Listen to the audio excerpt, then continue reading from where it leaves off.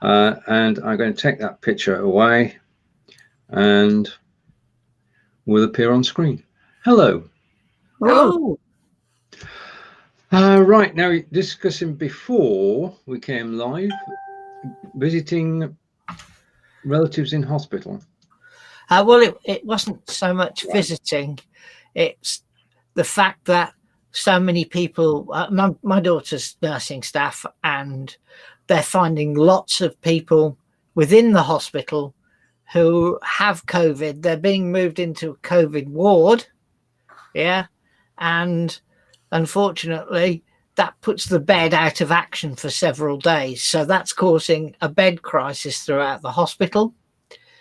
The second thing is that lots of people are turning up at A&E because they can't get a test. When they turn out to be positive, it means they've got to track and trace the other people who were in A&E when they came in. So they're getting a bit of a load on the NHS. I mean, this is just the one hospital, but I'm pretty sure it's reflected elsewhere.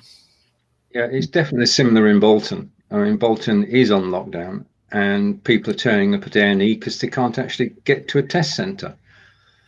Good morning, Stephen. Morning, how are we? We're just discussing that. I'm discussing experiences at the moment. Just to quickly tell you about NHS, can you see what's behind me? Well, yeah.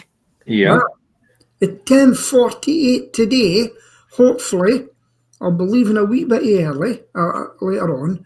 And today, we have a fly past of a Spitfire visiting all the hospitals. And it's coming, and I'm quite high where I am. I'll be able to hopefully see it in the air crossing Wood End Hospital. Then it's making its way to Aberdeen Royal Infirmary, which is about 2 minutes from there. And then it's going up to Elgin. So it's got NHS all over it seemingly, and it's just a tribute to the NHS. So I'm looking forward to that today. Hope I don't miss it. It was over Birmingham about 10 days ago.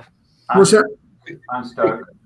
Just an idea, Peter, you could take your mobile phone outside and broadcast from there. That's what I'm going to try and do for you, yeah. All right, brilliant. Okay. The rule of six. I think it's more than the rule of six here because we have lockdown as well as rule of six. So no visiting people in their homes or gardens. Yeah, it's just when we had stay home, we all knew what it was about and there was no problem at all. Since we moved away from that, then it's very difficult. Well, you can't meet people, but you can go to the pub. How does that work? But having said that, we had an announcement yesterday, and it's a shame, I'm seeing it quite a lot. There's a pub in Aberdeen called Under the Hammer, because it's underneath an auction house, and you have to go downstairs, so it's called Under the Hammer. It's been there for years, and theatre goers and everything go to actors and everything. And it says, we've hit, how did he put it? Sad news, he says, we've been hit under the belly line, he says, we're sunk. And finished. And people were just nothing they could do. A very well-known Aberdeen pub, and that's it, gone. He says, we just can't get back. We're finished. I mean, pubs around our way have changed their opening hours, and they're opening when they know they're going to be busy. So rather than going from 12 until 11, they're actually opening from 4 till 9. Yeah. Well, they can't stay open after 11 here. You had some places, that you could do 12, 1 o'clock in the morning, but drinking stops at 11. Right. In the city. I mean, it wasn't round here you could find a drink after 11, but in the city you could. And I noticed the Prime Minister saying, look, we just can't. He doesn't want to do a full lockdown in Britain again. He says the economy's not going to stand it. Yeah, but the flip side of the coin is they have a greater understanding of how to manage the disease now, which is why there are not so many dramatically ill people in hospital. Yeah. Did they say why they got a better run of it? Is there a reason why they've got a better deal of it? Is it the drugs they're using? I don't have the expertise to answer that question. Do you know I got a letter sent from my friends directing me to the World Health. I can't even mention it here today. It's a tablet I take, and I think it was because I mentioned that tablet that I got pushed to the world by who we're going out to. So I can't mention it, but I take it daily. Okay. Stephen, how are things in Stoke? Well, I knew you were going to ask. So I went to Stoke-on-Trent Live website, which is the Stoke rag round here. It's called the Sentinel. And what a bloody depressing place this is turning out to be. So, man's body found at Stoke-on-Trent House. Woman killed in hit and run. Passing motorists lobbed KFC chicken legs at vegan activists protesting outside Wayne Walker Quality Meats. I won't tell you what the next one says. Blood-soaked teen shelters in shock as mass fight breaks out in the middle of Stoke-on-Trent Road. For what the hell is going on here? So in future, Stephen, when you say what's going on in Stoke, don't ask me. Ex-Michelin worker, 75, found hanged at his Stoke-on-Trent home. Oh yeah, and the classic for Stoke. I can see monkey dust heads whizzing around on them.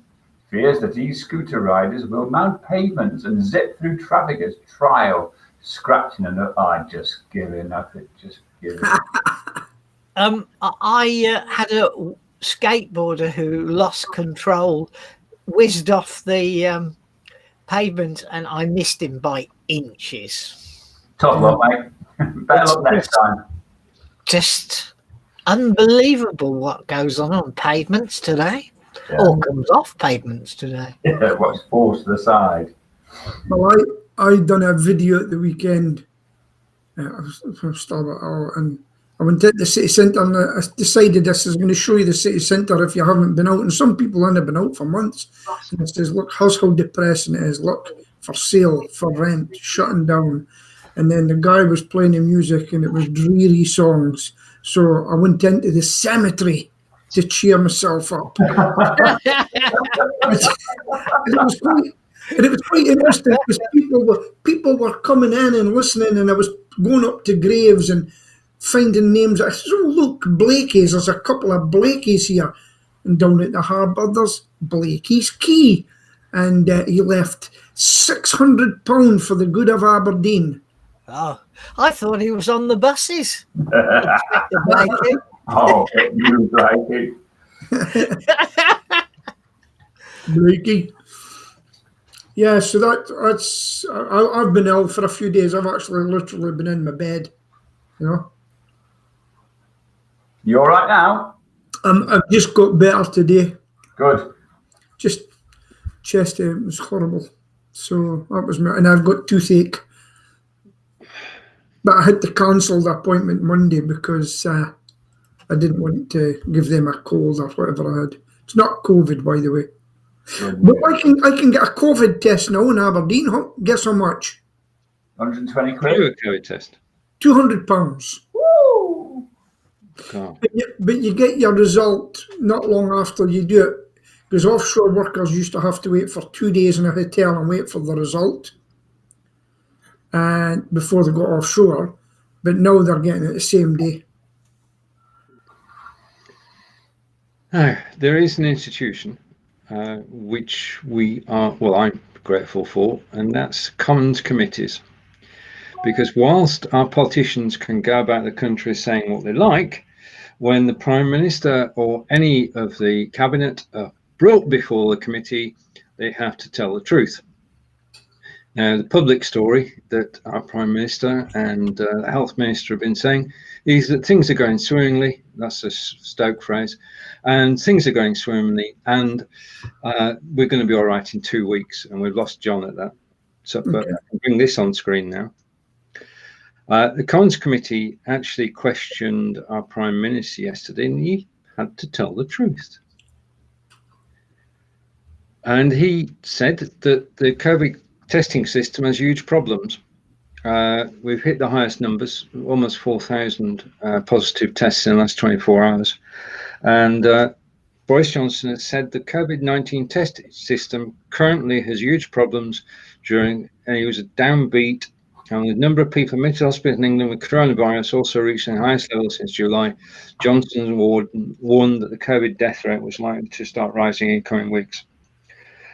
He conceded that there wasn't enough testing capacity. And that's basically something we could have guessed, but that's the problem. It's not any of the excuses that have been given out. There's just simply not enough testing capacity. No. Just basically complete and utter incompetence from that blonde monster. The whole thing is going. Did you see him in Question Time yesterday with Angela, what's her name?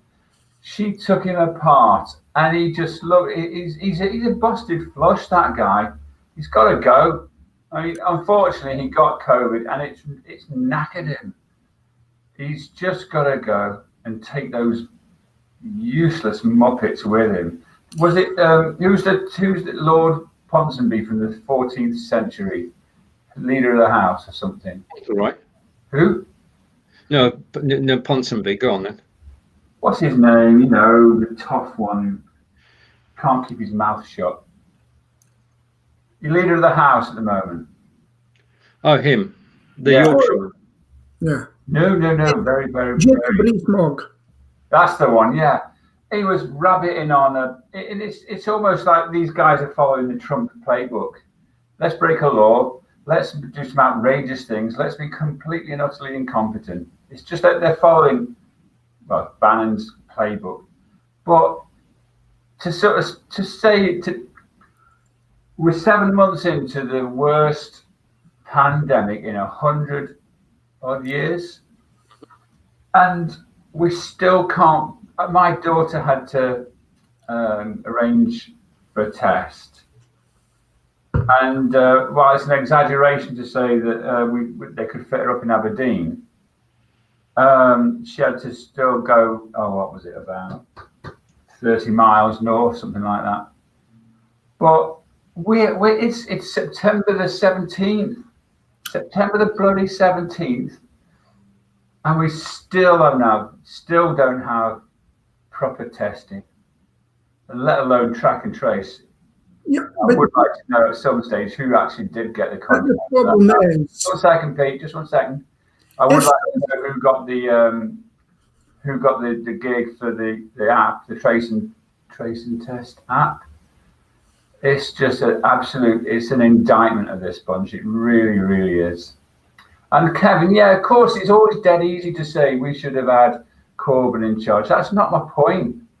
It's the incompetence of this bunch that I'm talking about, whether it's Corbyn or what's his name, Stanier, the Labour leader. So, you know, you can try and sort of say, oh, yeah, it would have been worse with Corbyn, but that's not my point. It's this bunch who are in charge and this bunch who are failing us. wait a minute.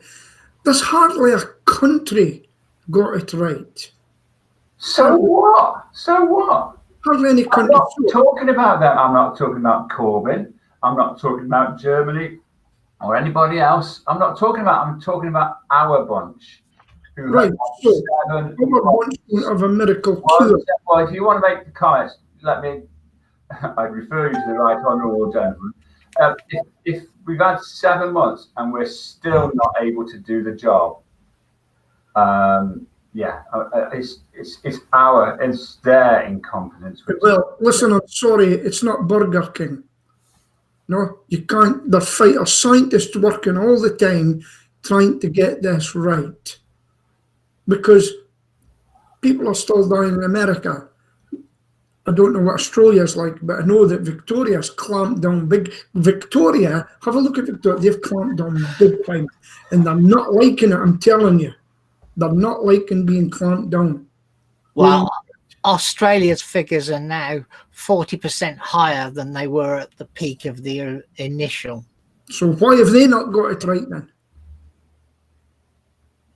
Why haven't they got the miracle cure?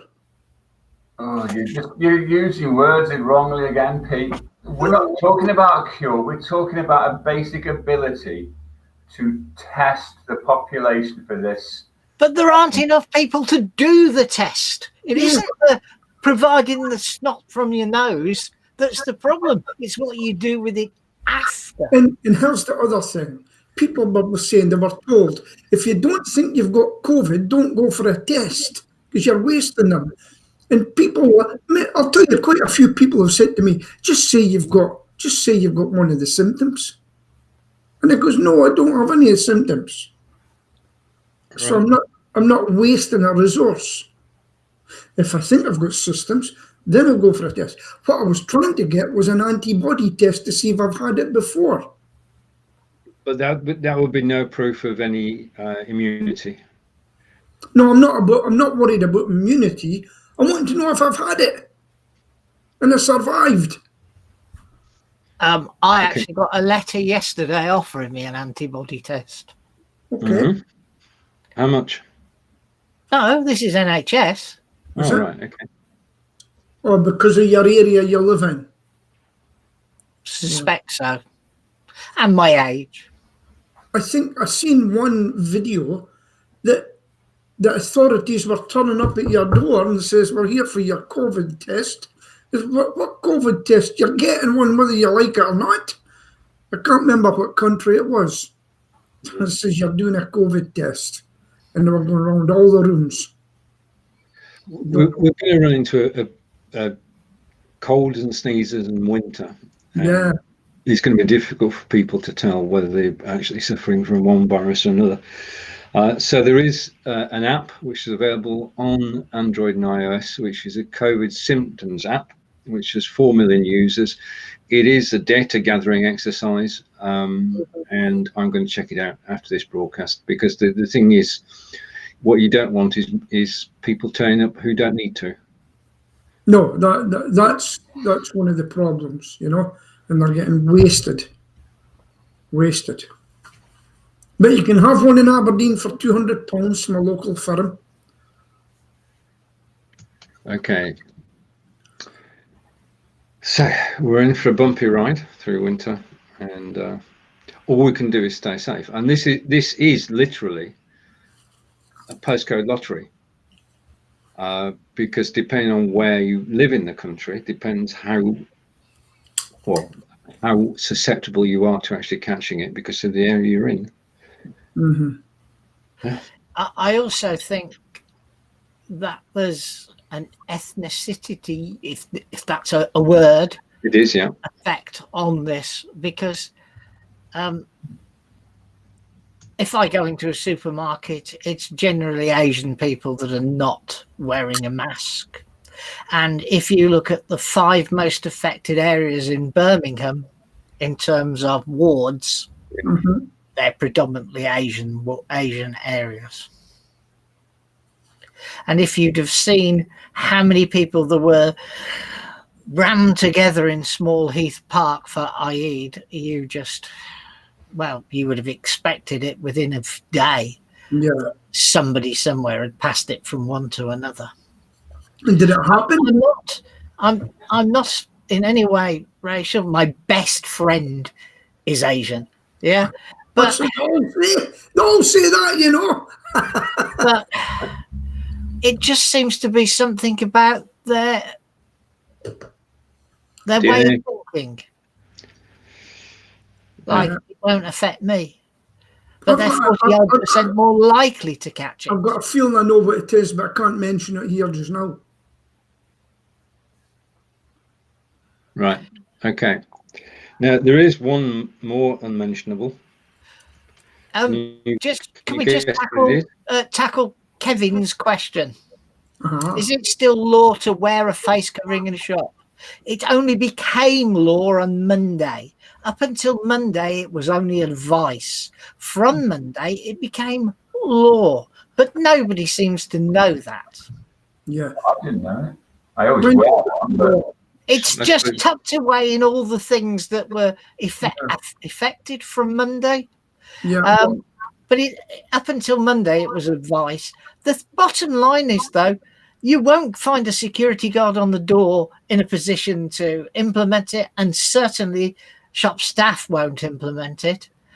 All they can do is, if someone makes a fuss, is call the police, and then the police will fine you £60, up to doubling each time up to a maximum of £3,200. I've seen it in America, and people are saying, well, that's my rights. And they said, no, we're not letting you into the shop if you're not going to wear a mask. Okay? That's our right. No, well, this is going to go. So the next thing, the police come, and then they get arrested because they start scuffling with the police, and they say, you're not wearing a mask, and you're also resisting an officer. That's another charge. And then the handcuffs are on, and they're away, and that's what's happening. I've seen quite a few videos of that from Australia. Yes, yeah, especially Victoria. Victoria are clamping down big time. Yeah, I mean, Kevin says that they can refuse entry. It's not easy for someone. No, it's not easy. Honestly. And I can understand why shops are telling their employees not to turn people away, because they worry about the safety of their staff. There's a liability thing, because if you've got a minimum wage guy doing security stuff, he's not empowered, or he would probably take the liability on himself if he did something like that on behalf of Tesco's or whatever. I went to Screwfix on Sunday morning. There is a guard of some form. Don't know whether he's employed as a guard or whether he's an employee acting as a guard. In 1 foot high letters, it says wearing a mask in this store is mandatory. Mm-hmm. They were going in left, right, and centre without masks. Is that right? Yeah. Right. I mean, Lakeside, as Kevin's referring to, is something different, really, from your average shop, isn't it? Slightly, by about 1,000. As I've always said before, and the government, don't kill your granny. Don't kill your granny. I think it's a great thing, because that's what's happening. Oh, but a great party. Yeah, it was great. Yeah, so I got COVID. So did I. So did my grandma's dead. I went to visit her. That's not all at home. I've got to tell you about a video I've seen in America. Cops were sent, 17 young guys having a party in a house on a college campus area. Turns up and they said, right, there's too many of you here. You broke a law. And he says, because you don't want to spread COVID. He says, well, we're all locked in a house. We've all got COVID. They all had COVID. And there was 17 of them or something like that. And every one of them had COVID. He says, so we're better off together here, not leaving the house. Cop panicked and says, keep back. Students are arriving in Oxford to start their university careers. And obviously the lectures are socially distanced. There's no problem with that. During the day, they go out and they go to pubs. And then in the evening, in the courtyard where they're staying, they all have a big party every night, 200 of them, no social distancing, and they don't care. No. And that's basically one of the problems that we have, is actually in getting young people or younger people to actually understand social distancing means social distancing. Yeah. But Kevin has a thought that all stupid people, and obviously if you've got to university, you're not really stupid, all stupid people should be locked up. I don't say you've got common sense, but you're not stupid. The problem with locking people up is that we don't have anywhere to lock people up. Our jails are currently near to busting. Mm-hmm. And our legal system, which is strained at best, is now setting trial dates of 2022. Mm-hmm. So, well, they're even speaking about in Aberdeen opening up the local art galleries and music halls for court sessions to get rid of the backlog. But no, you're right, Kevin. This is what I would do. This is why we should all have an ID card. What will you do, Pete? What would you do, mate? Right? Can't we just put them in the stocks and throw tomatoes at them? Yeah, I think that would be great. That would be good fun. Yeah. right? Especially Their sign, in front of them, spreading COVID, don't come near me. But heap of rotten tomatoes at the front.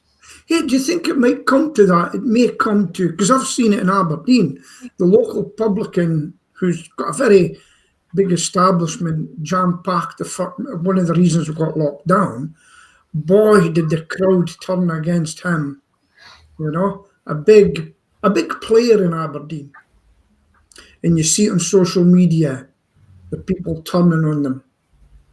And it's sometimes the crowds work, What was I trying to say? Social stigma and things like that. You were saying that somebody was saying that at Cambridge or Oxford, students gathering in bunches of 200 or something. I mean, it's just. Oh no, the thing was, why don't they know that they shouldn't get together? I mean, because people. We're not talking logic here. We're not talking about obeying the rules. We're talking about this is an experience I'm not going to lose out. And I've also heard that folks saying it's a load of rubbish. It's a load of rubbish. It's not going to happen. What you want about? I said, come and meet my friend Derek. We nearly died with it. Going back to universities, there was a story in the local paper yesterday, that about a young lady going to Coventry University who lived from family home in Hull. So she's now moved into her digs, turned up, done her registration, only to be told that all of her lectures will be online. Yeah. So hang on, she's moved all the way from Hull down to Coventry, paid thousands of pounds out for living. She's having to then get a loan to cover those costs. And then they're saying, well, you might as well have stayed at home. Well, she's not alone, is she? Not alone. No. I'm just pulling this out as an example. I'm emphasising that there are thousands of students in the same boat. Yeah. So I'd like to put this question to: have you all been good citizens as far as lockdown's concerned? No, because I went to see my daughter on the very day that we got local lockdown, but she just needed some help. So at the end of the day, okay. Yes. You've stopped. Life has to go on, and Alice needed a visit and some help. We're manic at doing the social distancing and masks and washing and that stuff. I think one of the things I've been bad for is I can't resist going into a shop to get my paper and to grab a couple of items, because I go to that Home Bargains, for that one thing. Then that's allowed. That is allowed and indeed encouraged. Yes, going shopping is a good thing for the economy. Yeah. And eat out. Socially distancing, that's a good thing, isn't it? Yeah. So long as you do it properly. And I'll tell you, my mate said to me, do you want to meet for a coffee? I goes, yeah. I says, I'm not sitting in. What do you mean? I says, I'm not sitting in. I says, I'll sit outside. Why? I says, because the minute you go in there, you have to register. And if somebody gets COVID, you're out of business. You're a taxi driver, I told them. I says, so no, we'll eat outside. So with a burger outside. And more coffee outside. Because in Scotland's got a new app. Did you know that? No. Scotland's got an app. A lot of people have downloaded it, and my neighbours all pinged me on Messenger that are on Facebook, encouraging you to load it up. But I haven't done it, and here's why I haven't done it. Because if you're sitting in your house and your neighbour's got it on, and they're through the wall, and they get it, you could actually get that false positive because you're sitting at a wall. And that's why I haven't done it. I'd rather think I've got... So this is Bluetooth picking up your phone? Yes. Yeah. It is in Scotland. So some people have There is done an answer to that, of course, Pete, which is to turn Bluetooth off when you're in the house. all right, maybe, yeah, maybe. I mean, on an Android phone, you just pull the top down, the 3 triangles, which is the Bluetooth indicator, click it, and you've turned Bluetooth All right, on. okay, I may look at it again because the thing is, it's timed as well. If we'd been all next to each other here, and we'd only been 12 minutes together, that wouldn't count as being near to each other. There's a time limit. So, but I'm just not doing it. I just don't want to go ahead and do it, you know, because the Stasi will be watching. Guys, we have talked for 31 minutes on COVID. Wow. Do we have any other topics? What did you do with cricket? Cricket. Oh no! No, I haven't said that now. Cricket. cricket Subject. I'm going to mute all your microphones. Cricket season. The cricket season has just finished, and I want to give congratulations to the Australian team who won the latest series in a nail-biting finish. They won it because they were quality on the day, and but England have had a fantastic summer considering, and we're just grateful for the West Indies and India and for Australia for visiting our fair shores to actually play cricket throughout the summer. And of course, we've got the Premier League going at the moment. Good luck to Burnley, who are playing tonight. And there we are. That's the sport fix. Okay, I've got a subject. Latest gadget time. I'll tell you what I got from my singing friend. He told me to get it. I've got new headphones that are coloured, and they go around the back, so really you don't know they're there. Put it down the back. And a wireless pack, right? So Okay. that I can sing and hear the music coming through. And if I wanted, I can have it plugged in and I can use it on here as well and move about without any strings or anything like that. But it's mainly for the music, hearing the music going in. And yeah, I've forgotten the name of it. So it's a wireless thing. But there's a big panic on Facebook, all the singers. I don't know, they changed the rules, but the rules were always there about singing, you know? The rules have changed, haven't they, Peter? Can you explain? Well, I think it was the first that it's about copyright and singing, but haven't worked out where. Now you could come on and sing. You're not making money with it. That's the difference. So they're trying to work that out. But if you're going to make money, from the 1st of October, if you have a show which is a musical show, and majority of that show is recorded content, in other words, playing videos from YouTube music or playing CDs from your own collection, then Facebook are actually going to pull the show. Simple as. If, because you're breaking copyright and throughout the show, and the merchants who are actually putting Copyright Act 1976 at the top and going on to play music, they'll be the ones who actually get caught up in that. Second side, if you're an act and you're performing live, there is absolutely no problem. If you're an act and you're performing live with short plays of pre-recorded music, then there is no problem. It's okay. It's basically when people put together a show which is all recorded music. That's what they don't want. Okay. So can I go on for 3/4 an hour singing? We'll take a vote on it if you want, Peter, but technically, yes. No. Yeah, of course you can. I could. But we've got sites that are different people singing all day. Oh, yeah. Yeah, Lockdown Aberdeen.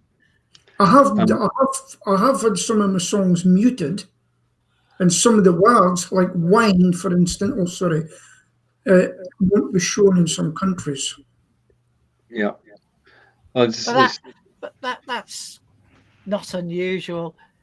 No. That some countries music stops your video. There was a lady complaining in video that her video had been blocked for its music in places like Turkey. Yeah. I don't know. And I'm wondering why an advert for something that you can buy in the US that's blocked in Turkey is of a worry to her. But hey ho. Just something quick. Anybody else had a new gadget this week? I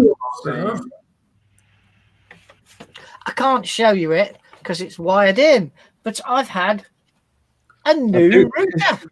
I do wish you put your green screen up. You've Yeah, got one. A new router. Oh, right. Okay. And the benefit is I now get 970 megabits down and 52 megabits up. Holy crap. And it costs me 76p a month less than my 350 line did. What has it made it do that? What's made it do that? It's using what's called DOCSIS 3.1, and all the others maxed out at 3. Well, they maxed out at 500. Right. Whereas this is a gigabit, but it doesn't actually do a gigabit. But even at 970, it's startlingly fast. Well, I was looking at a new site. This guy, I'll pass it on to you, and he shows you how to bypass your router, go and put different numbers in, and it makes it much faster. And using Windows Defender. I'll pass on the link to you so you can tell me what you think. But I've got something to mention before I go, just quickly. Did you know that Donald Trump has been nominated for 2 Nobel Peace Prizes? Now, here's the thing. Israel is now speaking to Arab nations. Why isn't that big news? Well, it's all Britain's fault anyway, because we're the ones that mistreated the Palestinians and gave the Palestinian land to the Israelis. So, yeah, no, that's not the point. Why isn't it big news? Well, I've seen it reported, so... Yeah, but it's big news. Nobel Peace Prize. What did Obama get it for? Oh, Christ, I'm off. No, Peter's going, Stephen, you can Bye-bye, Pete. The Nobel Peace Prize. Trump's went and he's got Israel to speak to Arab nations. Come on, folks. Who'd have thought? Listen, I'm telling you, I was at a Berlin Wall when it was up. It's now down. I was in Belfast with the Troubles. It's got much, much better. And then Israel's starting to deal with other countries. If that's not a subject, I'll tell you that there's something wrong. Here endeth the lesson. Now we've lost Stephen. He couldn't have did it. He couldn't have Come back, Stephen, and shut up. I'm gonna... Anyway, you talk about that while I'm gone. I'm going way out to set up. We're not going anywhere near it, Peter. Enjoy the flyby. 2 Nobel Peace Prize nominations. Wow. Bye.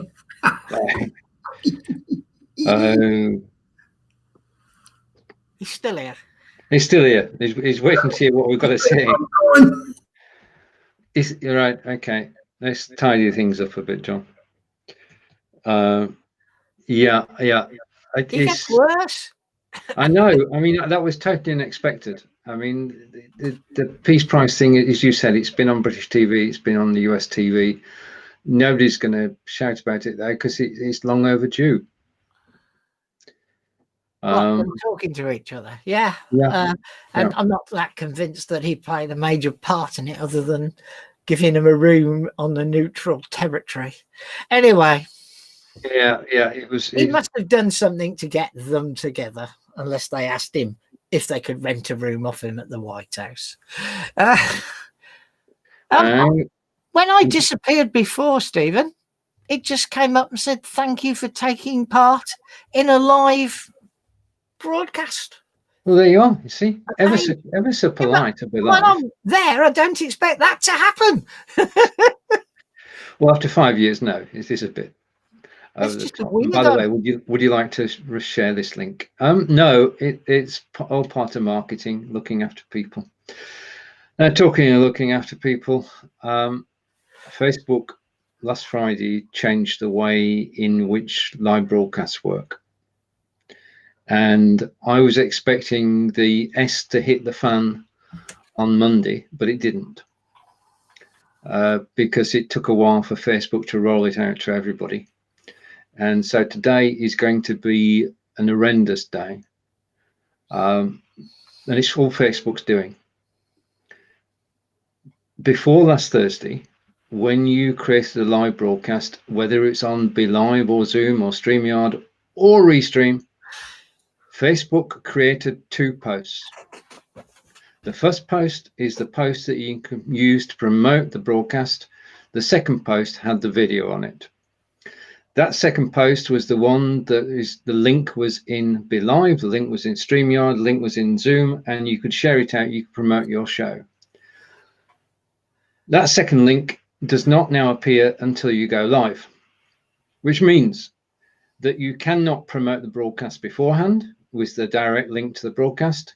You cannot cross-post the broadcast because the post doesn't exist.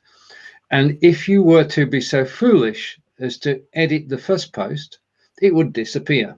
It will disappear. So it's a right horlicks, and there's no solution to it because it's in Facebook's hands, and they've got BeLive and StreamYard and Zoom and Restream shouting at them. But someone somewhere has decided this is a good thing, because they could have switched a button, because they only switched it off, so they could switch it back on again in 2 seconds. All of which means that it's very difficult to promote a show. And when you go to BeLive, it will not give you the show link, because it can't give you the show link because it doesn't exist until you actually go live.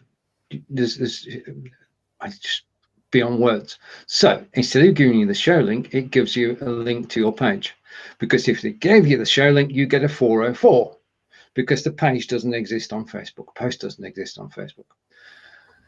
This is not, well, first of all, if you do nothing, forget about promoting it, forget about cross-posting, and just go live at your scheduled time, it works.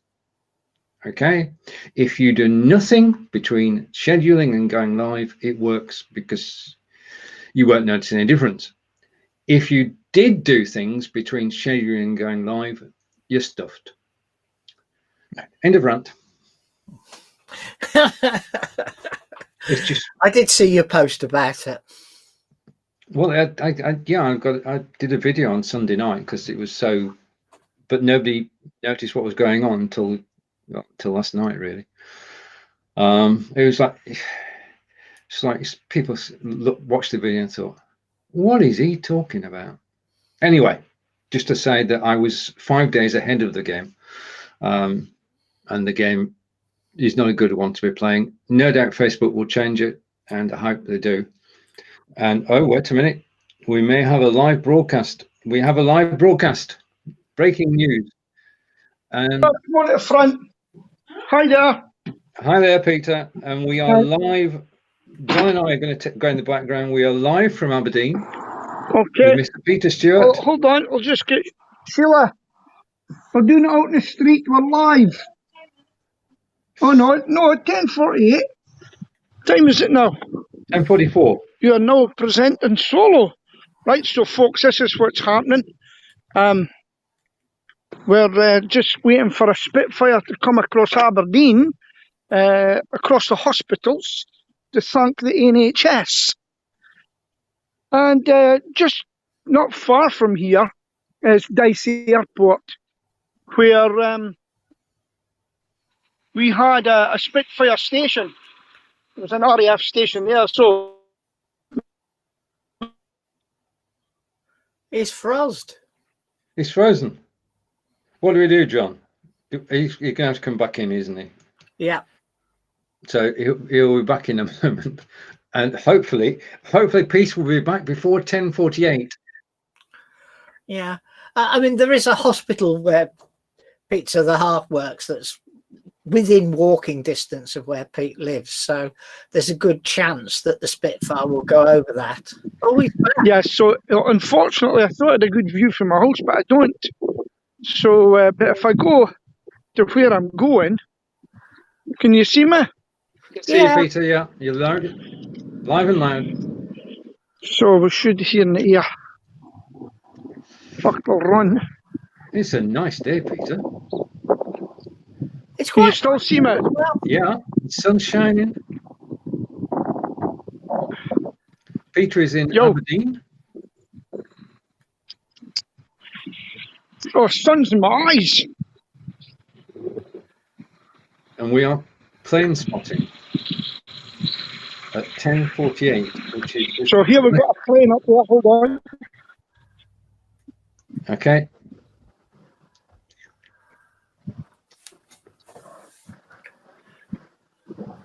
To the hospital. I don't know if you can still hear me. Can you speak to me? We can carry on hear talking, Peter. So, John, your turn. I was just going to say we can hear you. Hello? No, he wants us to keep So on it talking. shouldn't be all so that we know long we're now. still connected. Right, this is live from And Scotland, where there's going so as I to say, be... we're used to a few aeroplanes here. I can't remember when I last seen a Spitfire. Remember when John used to follow me? Yeah. I was there too, Peter. Not all the time, though. Don't want to miss it. We know the walks around your way.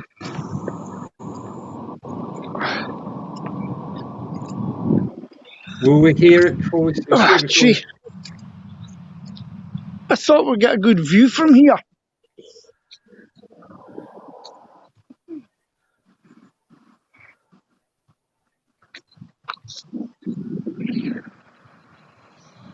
Right, here we go. Okay. Can you speak to me? You still hear me? We can still hear you. You're still live. You're broadcasting on Blabbing for Britain, episode 244. We'll be back next week with episode 245. We're heading towards the 250, which would be a landmark. And then 10 shows after that, we'll get to the actual 5 years, which is show 260. Stephen? Yeah. Later Stephen, today, can you still hear me? yes, I can still hear you. Hopefully you can still hear me. Later today at 4 p.m. in the UK, 11 a.m. Eastern, is Inspired by NVIDIA. I'm going to stop when Peter starts talking, but Inspired by NVIDIA is at 4 p.m. today, 11 a.m. Eastern, and John. There's not a lot of people out to see it. Well, no, I should be able to see it here. It looks a very peaceful area. There'll be a fair height. Well, at least you've got a clearish sky. Right, so I think that's about as far as I can go. But we should see the height of it here. We can't see the hospital here. Right, you're now 10:48, Peter. Now I know what it's like to be a reporter when someone expects. I hear something. Okay. I hear something. I think it's somebody cutting the grass. They're going to fly past pretty quickly, Peter. We do know that. What you need is a nice open space somewhere with a 360-degree view. Right. We were watching with you. Everybody's on the edge of their seats, waiting to see the fly. You see it yet? I think. Oh, there it is. There it is. Wait a minute. What's up there? It's Spitfire. There you go. No, I can't see it. We'll play this video back into it, Peter. Right. Got a good view. Yeah. Everybody watching, if you close your eyes and imagine the plane flying over, you can say that. So it's talking to NHS. Brilliant. Thank you, Peter. Goodbye to our roving reporter. Brilliant. Okay. Okay, cheers, Peter. Sorry it was too long. I got there in the end. Well, when we did see it, it was only a big speck. you could see the NHS written underneath it on the wings. Okay. Right, I'll listen in while I walk back. Okay, cheers, Peter. Right, okay. we'll not tell him now because it would be unfair to tell him now, but you couldn't hear or see anything. Unless you did see the plane for a few seconds. Right. But it was so beeping far away, you couldn't really see what it was. But you did see something move across the screen. Right. Okay. Anyway, Right, it's still going on, Peter. You carry on. We're trying, Peter. Okay, so John and I are live, 11 a.m. Eastern, 4 p.m. UK. Okay, now who's right? Speaking to those breaking the rule of 6, speak to people first before you tell the police. Now, this is telling tales about your neighbours. If you see them in their garden and they're not 6 feet apart. No, we should all be 6 feet apart, but you're supposed to sort of inform the police. But our Prime Minister says you're not. Well, it's not 6 feet apart, it's 6 or more people in the garden. That's the problem. Right, okay. And open comments. The local councils round here are very, very keen for you to report people. They have links on the front page of their websites that take you to a form that you can complete that it is automatically sent to West Midlands Police. So they're actively encouraging you.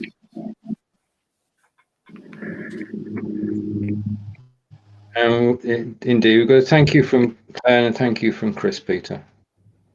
And I'm going to watch the replay because John said I should have seen the plane. Right, I'm going to get my glass of my eyes tested. A second and a half, but yeah, it was there. I'm going to get my eyes tested. Probably better if I didn't have my glasses on. But there you go. Ah, oh dear. Right, it looks a beautifully quiet estate, Peter. Oh, it's very quiet. It is a quiet estate. It's not a big footfall area here, which I like about it because we've got woodlands just right next door to us. So 1 minute in the city, and then the next. And this is I'll show you this bit here while I'm walking. Just a bit. So here, this is the way to my house, right? Now, when I had my electric bike, seemingly, about the point I am now, my dog used to know when I was coming home with the sound, it could pick up the electricity, the noise from the bike, and she'd be waiting for me to come in. And this is the final leg when I go up here. This is the last bit that I go up, and I give a little surge, and I'll show you my house. So that's my house up in the corner there. You see it? Yeah. So this is Aberdeen. There's my friend. How you doing? You're world famous now. There you go. No, it is a quiet estate. Look how quiet it is. And that's what I like about it. It's not no rowdiness or nothing. No, I'll just tell you about these houses, actually. These houses, they're all named after islands in Aberdeen, Scotland. Right. So there you've got Uist Road. And I'm in Benbecula Road. And these were all built for the oil workers coming to Aberdeen. And they're built on Swedish or something housing, Scandinavian housing it is. And at one time it was hard to get a mortgage for them. And so that's my window there. You should see it now. It's quite a nice day here. Mm-hmm. Very leafy. Yeah. Yeah. And that's me back home again. It's my house there. You see it? We can see it. It's hard to see it in this screen, but so that's where I stay in. That's where I run about with the dogs here. Okay, back to you, John. Is your house wooden? Is your house wooden? Yes. Yeah, they're wooden houses. Yeah. And Yeah, they're all wooden. Here's our hedge. I'll show you that one. There's our hedge. Big hedge. I watch Sheila cutting it. Which I do. She likes gardening. I'll show you her gardening. Sheila likes doing the garden. I'll see if she's cut the grass lately. There you go.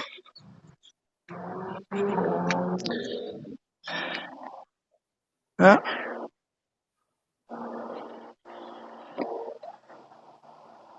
There you go. That's ours as well. And that is it. It's a house. It is. Back to you. Thank you. Okay. And back to the music. Right, it was difficult to find any stories this week which were not about COVID or Brexit or what's happening or what's going on. And it's just, it's difficult to find stories about Brexit and COVID. That's why we spent the first half hour talking about COVID, because it's not going anywhere. Indeed. When Peter gets closer to going in his house, this is an idea. Actually, we could all give tours of our houses and gardens, so people know a little bit more about it. Are you up for it, John? No. No. We just have a mass cut down of a hedge and some trees. So all you can see in our garden is piles of wood branch cuttings. All right. Okay. Well, here's the deal. I'd rather do I will show you the chickens. That'll be good. I'll do it. I'll show you the chickens next week. How's that? Country life. Oh, wait a minute. Let's have the star of the show. Hello. This is Poppy. Hello, Poppy. Watch this. Ah! Hello. Sit. Sit. Sit. Sit.